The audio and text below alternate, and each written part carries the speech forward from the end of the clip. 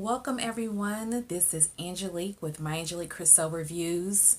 We're going to get into this week's Power, which is episode 4 called Second Chances. And then we're going to talk a little bit about The Walking Dead Season 9 trailer, which if you haven't seen it, I have posted it on my Facebook page as well as my Twitter page. Everywhere I could think of, I've tried to post it. And it's really good. So if you haven't seen it, go out to YouTube, do the Walking Dead Season 9 trailer. It is there for you to view. But I'm going to tell you what I think my theory is on what's going to happen to Rick after seeing that. So let's jump into Power. Power is like the little nugget of gold in a slew of TV shows. I mean, I'm surprised it's not been nominated for an Emmy. Between the writing, the direction, and the acting, it's just, I highly recommend it. If you haven't seen it, binge watch it. We're only in season 5, so you have time to binge watch it, catch up. It is awesome. So getting back to this week's episode, so we'll start with Ghost. Of course, Ghost is not really facing reality that Raina is gone. She's no longer with us. And trying to face the fact that his child has been murdered, essentially. And he, in his quest to try to go after Dre, he's running into barriers across the board. He and Tasha get into it with regards to him not facing his feelings and him not talking to her. And that she really can't go through the battle of mourning Raina because she's essentially on her own doing it. Because Ghost, aka Jamie, has not really come to grips with that. So, he's struggling internally, and you can see it. A crazy thing getting into the Governor Tate, or he's going for governor. He's like a lieutenant or mayor or something like that right now. And so, they have a function at Truth. And in getting up on the stage, Tate tries to tell him, don't get up on the stage. You're not ready. Don't do it. We'll have somebody else get up there and speak. Ghost takes it upon himself to get on the stage and speak. And in speaking, he sees this girl that looks exactly like Raina in the audience, and he's struck. He doesn't know what to do next. He just stops in the middle of his speech, and he goes into the audience and touches this girl, who then turns around, and it's not Raina, of course. But after seeing that, Tate decides he needs to take another direction because Jamie is not stable. So in doing that, who's next other person he goes to? Dre. Yes, Dre. So he gets Dre involved in this whole building of this building for Raina, in memoriam of Raina. And at first, Dre is like, I'm not really into this. And then he turns around and looks at this picture of Tate. And then he sees an opportunity where he can, why not have your cake and your ice cream too? So he takes Tate on his offer to be another face of this memorial to Raina. So unbeknownst to Jamie, who walks into the room after Tate again sucker punches him with another move that he hasn't discussed with Jamie, he gets Dre involved. And Dre is standing there, and of course Dre gives this speech on how great of a mentor Jamie is and how most people would feel uncomfortable with him moving on to the competitor, but instead Jamie's been a great guy, and he's kind of taken this whole approach with him that is very rare, and he appreciates that about Jamie. Yaze. Ghost looking like he can shank up the whole room. And of course, Jamie in typical form gets in there and says how, what a pleasure it is, and he looks forward to working with Dre, as he looks at Tate and gives him this look that could kill.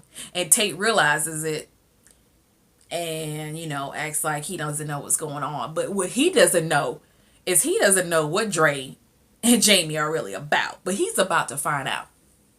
And then if it's not by the end of the season, he sure will find out next season what the deal is, because Jamie does not care for that, not one bit. So going back to Angela, you guys, Angela cracks me up. How she jumps into bed with this guy that she barely knows, that's supposedly working for some part of the federal government, that I don't know why she didn't do a background check. As much as Angela liked to be investigating, she didn't investigate this guy. So Angela, last week she found out who the Jimenez brothers were, which really were a brother and sister. She found out who they were. She gets two warrants out. Well, she gets a warrant out for their arrest. She was able to pull a case together where she could get the warrant. So, lo and behold, that's one piece of what's happening. And then, her counterpart went and got the files from the IA agent, the Internal Affairs agent that was working the Ray Ray case. So she went and had all those files pulled. So those files are in her office.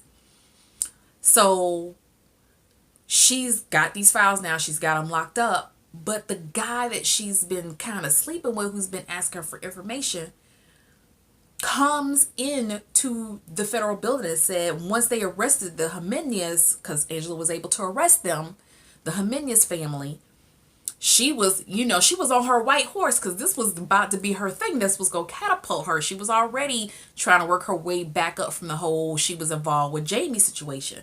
So she was like, I got you now, yeah. Okay, so she was rubbing it in. So this guy that she been sleeping with comes in and says, this is our jurisdiction now. And we got this case, and this is above your pay grade. Yes, he did. He told Angela, this, we're above your pay grade. I was like, wait a minute. Did you not just sleep with me like 20 hours ago? He came in there and wreaked havoc. And as soon as I saw him, which I already knew, of course, he in the bag. The Jimenez family got him in the bag. Of course, Angela. So guess what? Brother and sister walk out. And the sister is trying to get the brother tied up because he is really making a mess of the family business. So her and this agent, she said the agent was basically like, I can't get your brother. If I get your brother, I'm going to have to get you too. So they trying to figure out what they can do to get the brother caught up. So, hot mess. And Angela, you done got fooled a dang again. Which I cannot believe. After the whole fiasco with Jamie, you would think you would have a better, I don't know, do a background check. You could have did that if he worked for the feds. All you had to do was go look him up on a federal directory, right? To figure out who this guy was. I could believe Angela got duped like that again. Duped. So in the midst of all this, she texts Tasha to let Tasha know she had the files, and the Internal Affairs, shouldn't be bothering her again. They should be dropping the whole Raina case. Is going to end up being a cold case, I should say. So that was Angela. Now Tommy. Tommy is so in deep with the Italians. He's so in deep with this whole situation, of course, with his father getting out of jail, which everybody's thinking, well, he can't be a rat, because if he was a rat, he would be dead already, because we got too many connections inside that if this was not legitimate, we would have known about it and we would have taken him out. So Tommy, of course, he's got the situation with the Italians. Then he's still got the situation with the Russians. And in the midst of all this, he is trying to still follow Dre and trying to figure out what Dre is to get to the Jimenez family so they could take out the Jimenez family. So Tommy got a lot of stuff on his plate. Like, I don't even know how he not really handling it. So, of course, Kanan planting seeds everywhere. Kanan is everywhere. Dropping seeds, making people get upset with each other. And, of course, the three amigos have a meeting to discuss what's happening and what's been taken care of and what's not been taken care of. And of course, Kanan, in the midst of all this, sees an opportunity where he could try to take out everybody or scare the Italians and Tommy, so that way he could kind of win the Italians and get in there and get Tommy out the way and put Tommy as the one not to trust. So he has these two guys, between him and Dre hiring people off the street who decide they gonna come up with their own plan because they don't want to listen to their boss. Kanan gave the guys blanks, right? So of course they decide, nah, what if something happened? We get shot. We need real bullets. So they put real bullets in there and they kind of shoot at Tommy and the Italians as they have in this meeting. And of course, Kanan looking, he realizes, okay, well, they shooting real bullets. I'm going to need to jump in here and take care of this before they mess up what I was trying to do. So he, in turn, comes up saying, he start shooting the guys. And then Tommy had explained why Kanan was there. He was telling the Italian guy, the head guy, was like, Kanan was going to meet me here. I'm glad he came when he came, because we would have been killed. No telling what would happen. So he kind of covers for Kanan. But Kanan, in the midst of this, is talking to the Italian guy. He was like, man, and then, he plants this other seed about Tommy and how Tommy got this outstanding debt with some dope boys and how they weren't after the Italian gang. They were after Tommy. So he done lied, and Kanan just smiling to himself like a little Chester cat. Because, of course, he trying to take Tommy out the game and get Tommy's spot. Which I knew that was going to happen the minute Kanan came on the scene. But I'm hoping Tasha take care of that. I'm hoping. So that was Jamie's storyline this week. Angela's storyline. Tommy and Kanan's storyline. But let me tell you what else happens. So then, Juan, and I can't ever remember that other guy that works with Angela. Well, Juan got Peresi out, Tommy's father, out of jail. So the reason why he got him out of jail was he was supposed to get Tommy to talk about ghosts, because that's who they want. They want ghosts. So Juan is the one that set up this deal. Well, Juan goes and he starts he raids Proctor's spot, the attorney that worked with Jamie and Tommy. Correct. So he puts a warrant out and raids Proctor's house for the agent that Tommy stabbed back in, I believe, last season or season before that, in his apartment. And so poor Proctor, he's like, you're not gonna find nothing here. Why? He was like, Juan, you need to stop coming after me. I told you I don't know what you're talking about. And if you keep coming after me, I'm filing harassment charges against you. Which he needs to go ahead and do now. Because Juan got it out for Proctor. And he was like, I know Proctor knows something. I know he knows something. Well, whether he knows or not, you're still harassing him. So Proctor, told Ghost, you need to be clean moving forward. Because this is what's, they're coming after him. They're not going to stop. They got a bone for him for some reason. And Tommy needs to keep his mouth shut. You need to make sure it's shut. And you need to be doing whatever you're doing. You need to be doing it clean. So that was the deal with Proctor. And Tasha moved out. Silver said, you can come stay with me. So she, her mom helped her move the little girl, the little daughter, the youngest one, into the house with Silver. So she left Jamie. For now. Because we all know Tasha ain't got no real money, so she gonna end up being back. She says she got something. I don't know what that means. I don't know what that means in Tasha's world. Is money like $5,000? Then you need really 10 because you done sent Tariq to choke the boarding school. So you gotta pay for that. So I don't know. All I know is at the end of this, Angela and Jamie end up meeting and talking. And I'm hoping that Angela starts spilling some beans because she really needs Jamie. And vice versa. They need each other. They need each other to feed off information so they can work and get what they want. Because it seems like whenever one of them starts spilling the beans, stuff starts happening that's productive. Okay? So they need to start working together. And we can get Dre. Because I'm sick of looking at him. And I'm sick of looking at Tate, Lorenz Tate. And I never thought I would say that about Lorenz Tate, but I'm tired of him too. So they both need to go. So that was Power. Great episode. If you watch Power on demand before it actually airs on Stars, then you get behind the scenes with the writer director of Power. And she gives some helpful hints about the direction of where she's going with each character and why they did what they did in the episode. So if you have opportunity, if your cable network lets you do that, I say go for it. Okay, moving on. Season 9, The Walking Dead trailer. Good God Almighty. On one hand, I'm like, I can't wait. And on the other hand, I just want to bust out crying. Because we all know that Andrew Lincoln, aka Rick Grimes, is leaving at the end. Or episode 6, the mid-season, season 9. He's leaving.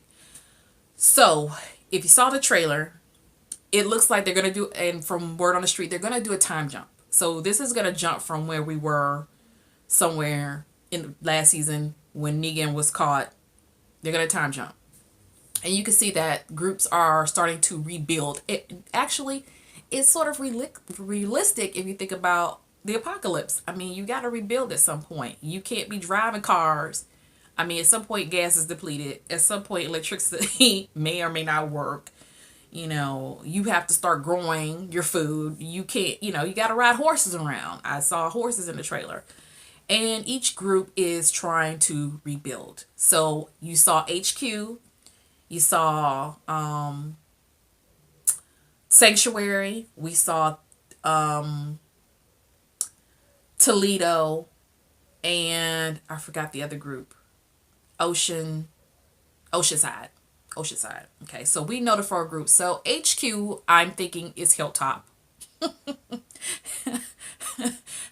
HQ is Hilltop, and Toledo, for what I understand from a lot of people who follow the comic books, is actually a group in Ohio. Is actually the Commonwealth, I believe, is this Toledo group. So they're going to be introduced. So as you know, Negan's locked up. Negan's like, you can't have this perfect world, Rick. Let me know when this all crashes. Which, as you can see, it's going to crash. There's going to be some type of civil war because people don't have structure. And when you don't have structure, this is what happens. And that's why you hear Michonne telling Maggie, we need to set up some rules. Because you just can't just be trying to make a perfect world and then other people want to come in here and take what they got because they got, fatter strawberries over here versus over here with the skinny strawberries. You got to set up some rules. So this is why you need a sort of like a government structure to kind of help keep the group on one accord. So you see that's going to happen. My theory is, I don't think Rick's going to die. I think they're going to make us think that he's dead. And I tell you why. If I'm hearing the things that they're talking about with the comic books, because I didn't read the comic books. I don't read the comic books. But what I understand is there's another group called the Whisperers. And they wear the skin of the zombies on their face. So what I think we're going to assume when we see this zombie, which I think a zombie is going to, something that looks like a zombie is going to bite Rick in an altercation.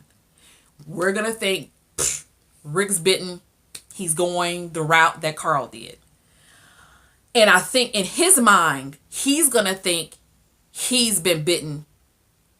And he's going to have a hallucination, which brings back Shane.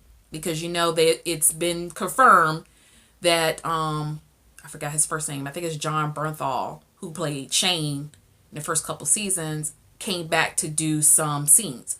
So I think in a hallucinated state, Rick is going to have, because, Rick has had him before. If you remember, I think it was like season 4 when he was in the jail. And right after Lori died, he was picking up the phone and answering it. So he can have these hallucinations. And I think he's going to hallucinate that he sees Shane. And Shane's going to talk to him about, I don't know, who knows. But I think we're going to think that he's been bitten for real. And he's going to think he's been bitten for real. But I think the Whisperers are going to capture Rick. And in that, I think that Michonne or whomever is going to think that Maggie had something to do with it, because I think somebody's going to tell on Maggie. I don't think Maggie and Daryl are going to be white as snow. I think somebody's going to narc on them. Who it will be, I don't know. But I think Michonne is going to catch wind. She's going to get mad with Maggie because she's going to think Maggie did something to Rick. And that'll be the way Maggie goes. Michonne will take the sword to Maggie, or she'll figure out a way to get rid of Maggie. And that's what I'm thinking. I'm thinking that would be perfect, because if you think about it, we could go all season 9 with them just rebuilding in the Civil War aspect of it. And then at the mid-season, we're thinking, okay, Rick's gone. He's a goner. And then come season 10, I'm thinking when they wrap up the show in some kind of way, and this might be seasons from now, Rick's gonna come back. We're gonna see a scene of Rick, and then he's gonna be somewhere. Who knows? But I just don't think. I know a lot of people are confirming that Rick's gonna die, but I think that would be such another blow to fans, because we still trying to get over Carl going, and then you're gonna have Maggie going, and then Rick. I mean, it's just, I think it'd be too much heartbreak. I know it's gonna be heartbreak for me if Rick dies. I just don't think it would be hard for me to recover from that. And I think Michonne will be back to being that cold kind of person she was when she first came into the group with her fiance and brother as zombies on chains. I think she would go back to that. Maybe not. Maybe because Judith is still around, but Judith is not Rick's. Anyway, Judith is Shane's. I mean, she sort of adopted Judith as her own, but I mean, who knows? So that's what I think. I think they're going to pull a Game of Thrones. We think Jon Snow is dead, and they're going to raise him up back again. Because I understand that Andrew Lee is leaving because of family. Personally, he wants to be back with his family, and that's great. And I think he could be missing from the show for a few seasons. But I think when they close this down, they'll close that gap up with Rick, whether they do another time jump and give you, flashbacks of where was Rick all this time. That's cool. But I think to kill Rick, I think that will be a blow. If they do, they do. I mean, it'll be hard for me to watch without Rick Grimes. As much as I love all the other characters, as much as I want to see what happens to Michonne, Carol, Ezekiel, I just think that Rick Grimes is the heart of the show. But you can get me to stick around if I think there's a chance that Rick is still alive. You see what I'm saying? So that's why I think we're all thinking Rick's going to die.